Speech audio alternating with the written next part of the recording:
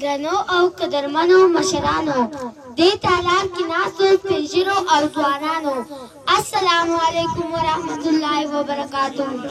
سوله امن د افغانانو سپېڅلی رام مرۍ له غرې به ډکه ما خدا راوړې ده په سترګو کې مې ښه ډېره ژړا راوړې ده. زه سوله یم زه امن که مې نور نه قبلوي زه سوله یم زه امن که مې نور نه قبلوي پښتونه ستا وطن ته مې پناه راوړې ده. زه نادیه په ګلمنه چې نن تر دې ځایه راغلی یم دا د کام غم راوستلی یم. زه نه غواړم چې نورې منډې پورې شي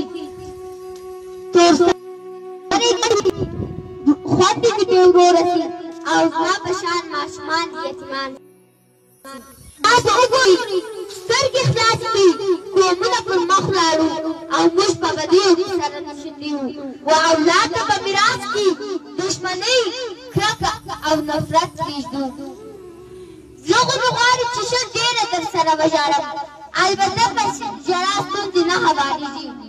مشران ناست دي د نن مشران د سبا تاریخ جوړوي کورونه یې پرېښي دي قدر ورکوي ورته په درنه سترګه وګورئ.